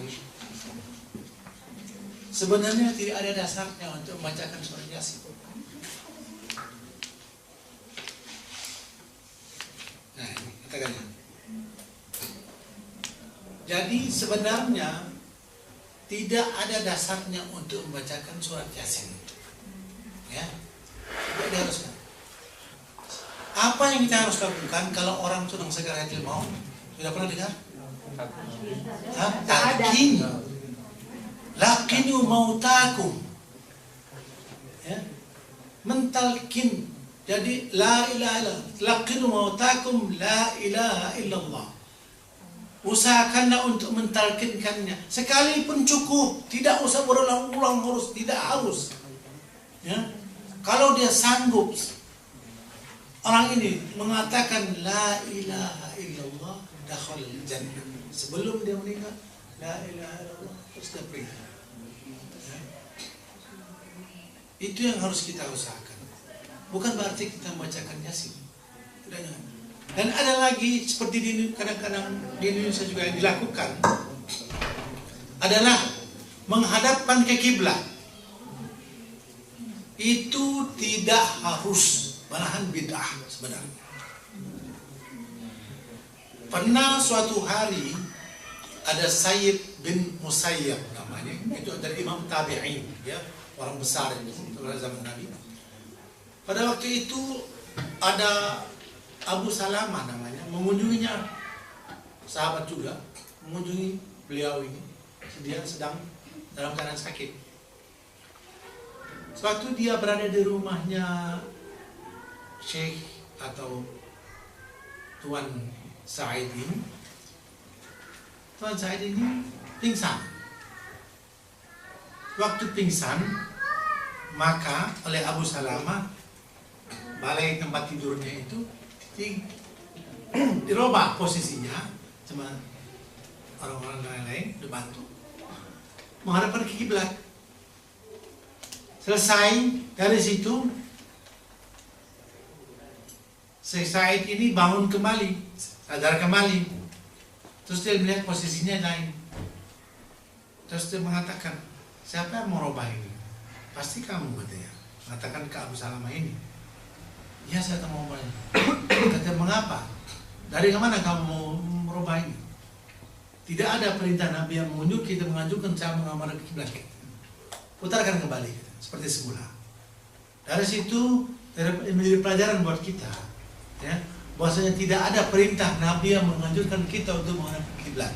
Jadi kalau ada yang menghadapkan kiblat, katakan ini tidak benar, baik dimanapun juga. Tidak harus menghadapkan kiblat. Ya, hanya laqinu mautakum la ilaha illallah, itu benar. Dan seperti saya katakan tadi, cukup sekali. Yang kedua yang harus kita lakukan adalah mendoakannya. Itu paling penting. Mendoakan, nah itu betul, bukan baca Yasin. Doakan, bacalah doa dalam hati, bacalah doa dalam dari Quran, bacalah doa sering-seringnya. Karena dalam hadis disebutkan bahwasanya orang yang mendoakan itu, kata-kata baik yang dikeluarkan pada waktu itu akan diamini oleh malaikat. Maka dari itu kita tidak boleh mengatakan suatu kalau kadang-kadang di Indonesia, tidak di sini orang yang baik semua. Kita itu wah ngobrol, ini orang mendukung, menipu, gini-gini. Jangan begitu, diamini nanti, bertambah berat nanti. Semayat ini dalam kuburnya karena cecaan orang yang hidup pada waktu itu. Maka doakanlah supaya dilapangkan kuburnya. Jangan sampai kita mengatakan yang tidak baik.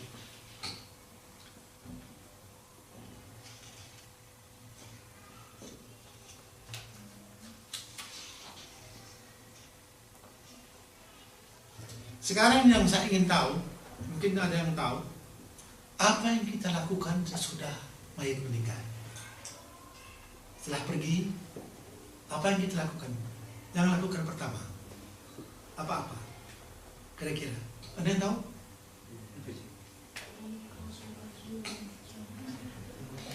Sudah meninggal. Sesudah meninggal. Oh, bukan, masih di kamar. Masih di kamar, maksud saya itu. Nah, baru sekarang pergi, selesai, wafatlah beliau gitu. Kita belum manggil lagi dokter lagi, tapi kita tahu bahwa beliau ini sudah pergi. Nah, apa yang kita lakukan pertama? Gimana? Mengusap wajahnya. Gimana? Tidak, bukan mengusap wajahnya. Tutupkan matanya. Ya, tutupkan matanya. Cara menutup mata itu ada dua. Pertama dengan dua jari begini atau dua jari begini, ya, begini atau begini. Atau pakai tangan semuanya. Tangan semuanya. Kalau kita orang Indonesia mungkin lebih sopan ya. Pakai dua tuh kayak mau ditolak matanya kayak kungfu ya, jangan. Lebih sopan itu namanya kalau ambil tangan semuanya kita tutupkan matanya. Satu itu, ya. Yang kedua apa? Apa? Tidak. Itu kalau mau sholat. Kita tutup mulutnya, tetapi karena sendi-sendi semuanya sudah, otot-otot itu sudah tidak berfungsi lagi, maka dari itu mulutnya akan terbuka terus. Oleh karena itu nanti kita praktekkan. Oleh karena itu dianjurkan, ya, dalam kita mengambil sapu tangan yang pasar atau handuk atau apapun, ya, supaya diikat kepalanya ke atas, ya, supaya mulut ini tidak nanti kalau kita tidak lakukan itu pelan-pelan mulutnya buka sendiri, jatuh kan lemah, kan lemas. Gitu. Nah, nanti kalau waktu orang mengunjungi semuanya pada mulutnya ada lagi orang yang terbuka matanya kan. Begitu, karena tidak ada lagi sendinya. Makanya saya orang, kenapa kok matanya terbuka? Ngeluh semua orang itu. Karena pada waktu meninggal yang tidak ketahuan atau gimana, ya, lupa menutupkannya atau sebagainya. Ya, jadi tutupkanlah matanya. Dan yang penting lagi dagunya diikat supaya tidak terbuka lagi. Gitu. Ya, sendi-sendi. Oke? Yang ketiga, ambillah kain sebesar mungkin, tutupi seluruh badannya mayat. Ya, jangan sampai sini doang, tutup seluruhnya. Ya. Itu yang ketiga. Yang keempat, dalam dianjurkan juga, kalau bisa ambil sesuatu yang berat. Ya, katakanlah sampai lebih kurang setengah kilo beratnya. Ya, apa saja, dari batu sampai ke buku umpamanya, ya, atau besi kecil, lebih kurang berat itu taruhkan di perutnya. Untuk apa?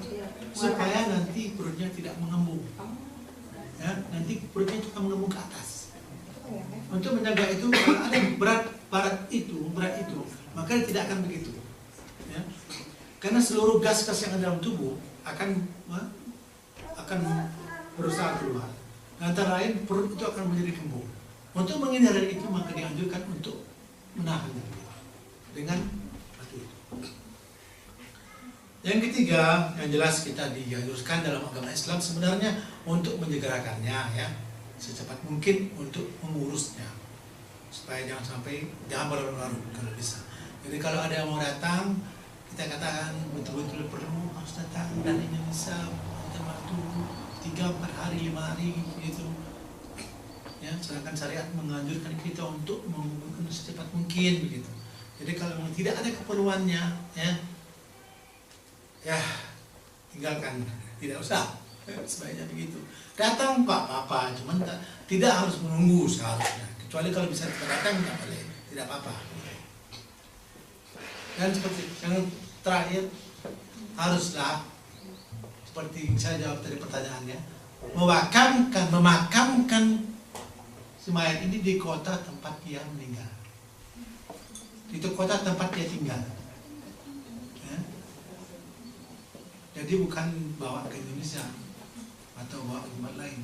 Makanya dalam hal asuran, tadi saya lupa menyampaikan, tadi saya lupa sampaikan mengenai apa itu kemungkinan ketiga. Jadi satu, kita urus sendiri instansi pemakam misalnya. Yang ketiga tadi kalau cara ibu menanyakan, saya lupa menjawabnya, mengenai kemungkinan untuk membuat tabungan, ya. Jadi di Jerman ini ada dua yang saya tahu ya, lebih gitu. Bisa dicek lagi kembali di Duisburg mungkin ada atau di mana kota lain. Yaitu melalui asuransi kita bisa menabung untuk kematian. Ya. Yang saya tahu di daerah dekat Kelen sana itu satu yang namanya yang dipunyai suatu yayasan yang bernama Mili Gurus. Tapi karena memang betul ini punya kredit Turki ya, dan kebetulan yayasan ini, perusahaan ini atau organisasi ini kurang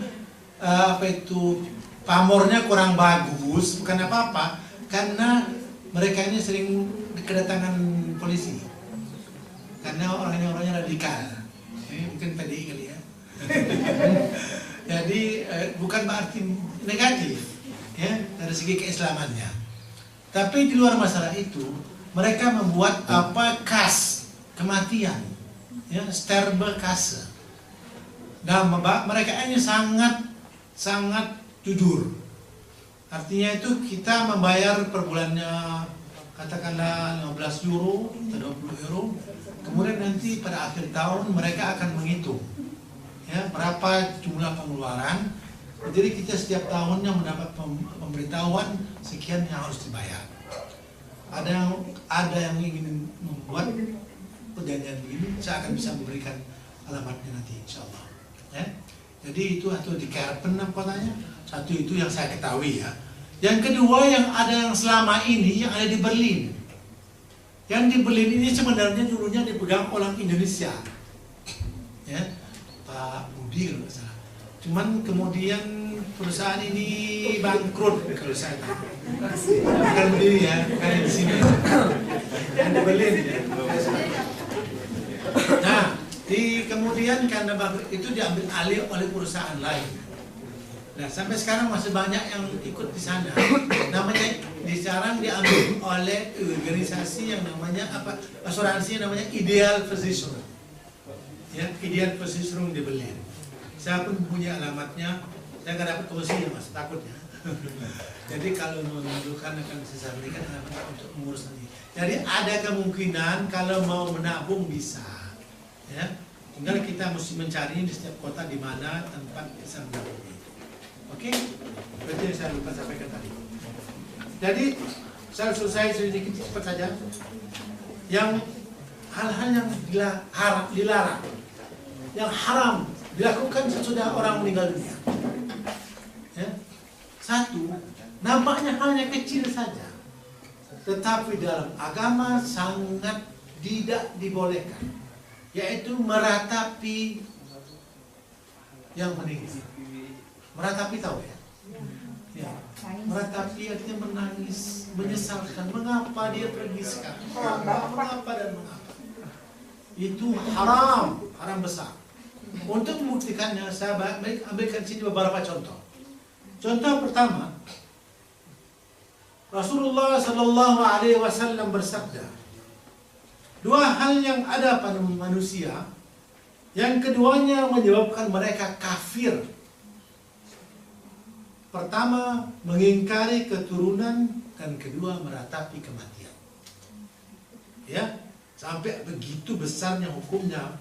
Rasulullah Sallallahu Alaihi Wasallam mengatakan orang itu mendekati kekafiran kalau dia meratapi kematian seseorang, walaupun itu keluarganya paling dekat.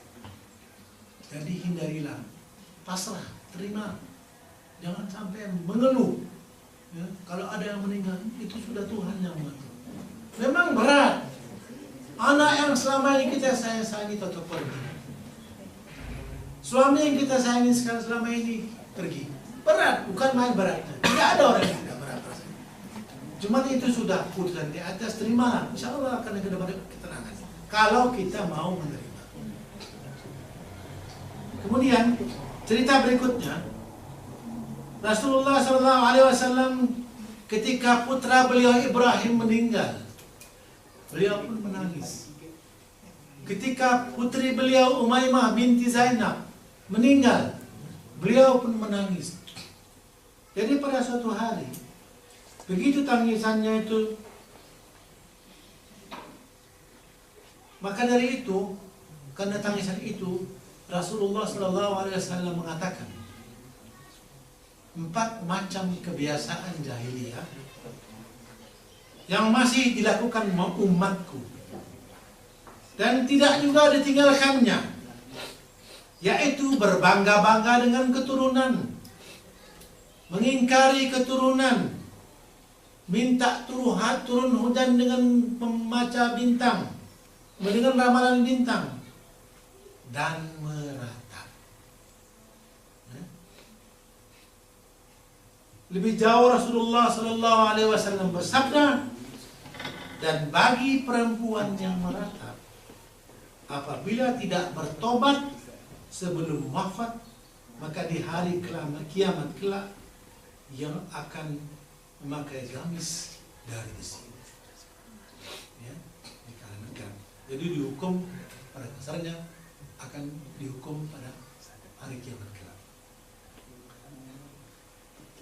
Jadi dalam hal ini kita harus mencoba untuk jangan sampai kita meratapi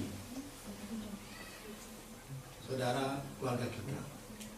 Karena Rasulullah SAW bersabda, yang demikian itu bukan dari ajaranku. Tidak ada orang yang berteriak dibenarkan dalam agama. Yang bagus sekali kata kalimat ini sekarang lagi. Hati ini memang sedih dan kedua mata menangis.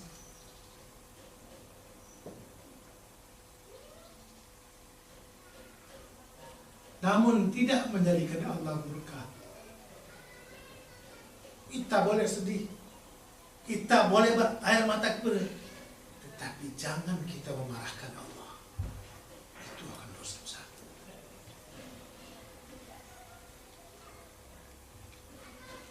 Anas bin Malik berkata, ketika Umar bin Khattab itu tertikam, Hafsah anaknya itu menangis.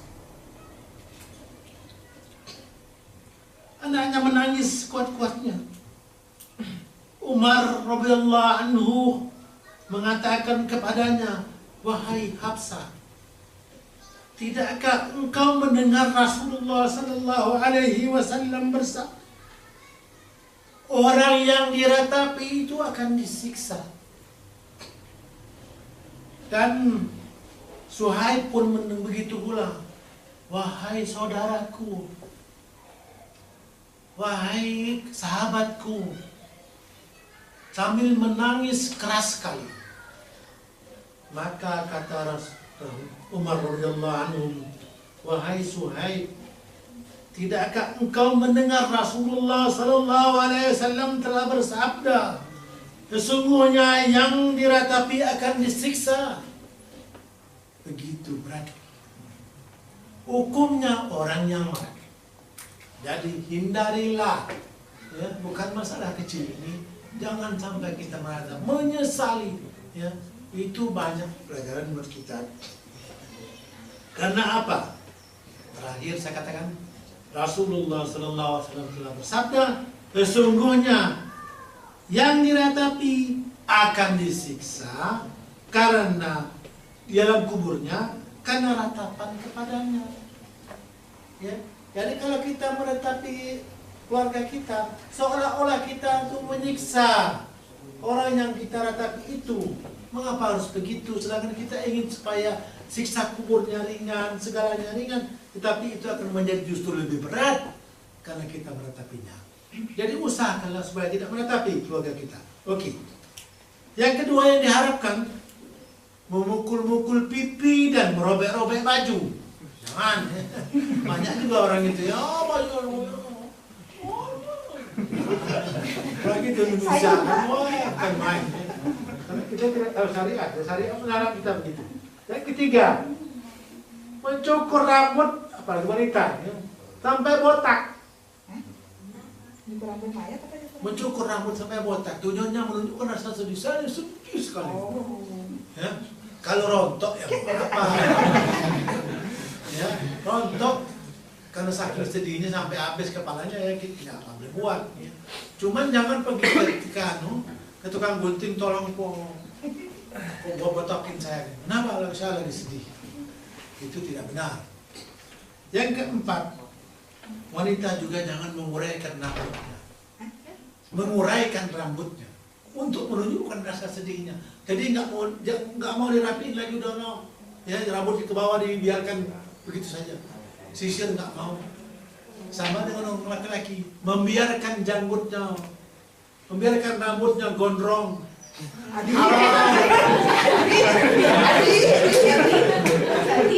Bukan sekarang. Kalau ada yang meninggal. Apa dia meninggal? Kalau sekarang jangan apa-apa. Banyak mas, bebas. Cuman kalau ada kita keluarga kita meninggal, mulai saya tidak boleh kerunting, itu haram, tidak boleh. Oke. Dan sekarang seperti saya katakan, tambahan sedikit, apa yang kita lakukan sebagai kerabat orang meninggal? Ada dua saja. Satu, bersabar dan rela dengan apa yang terjadi. Ya, sabar. Wasabrun jamil. Ya. Sabar itu bagus. Ya. Usahakanlah bersabar. Kalau orang Amerika kan pergi ke psikiater untuk mengobati hatinya, katanya, no, dia cerita kita orang Islam. Ya. Mengadulah kepada Tuhan. Mengadu kepada Tuhan, menangislah dengan Tuhan. Ya Allah, tenangkanlah hatiku. Aku tidak bisa tidur selama ini karena kehilangannya, kepergiannya. Apalagi kekasih kita, enak ya. Baru jatuh cinta, tahu-tahu meninggal. Tabrak mobil. Ya. Lagi cinta-cintanya, kehilangan. Itu paling sakit. Kalau suami istri nggak berapa ya. Kalau orang baru jatuh cinta lagi sangat-sangatnya cintanya atau kehilangan, nah itu balas. Untuk itu mintalah kepada Tuhan supaya kita ditenangkan hatinya, supaya jangan sampai kita. Dan yang terakhir, sebelum kita puas, sebelum kita berpuasa, sebelum pause, sebelum kita istirahat, yang sudah kita lakukan sebelumnya di mana-mana. Kalau ada orang yang meninggal, maka bacalah istirja. Apa itu istirja? Inna lillahi wa inna ilaihi raji'un. Ya, itu disyariatkan dalam agama. Sekian saja dulu, ya, baru kita sekarang break. Nanti kalau ada pertanyaan selanjutnya kita buka lagi sebelum kita mulai acara workshop praktek, ya. Sesudah kita puasa lagi. Sudah kita istirahat. Sekian saja. Wassalamualaikum warahmatullahi wabarakatuh.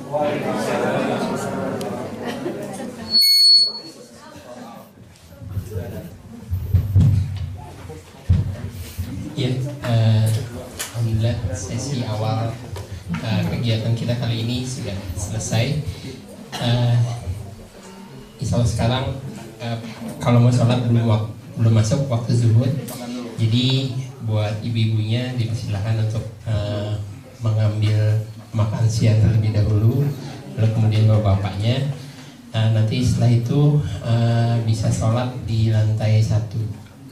Ya, insya Allah seperti itu.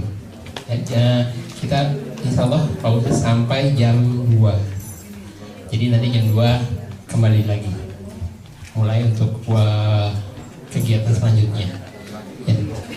Terima kasih. Assalamualaikum warahmatullahi wabarakatuh.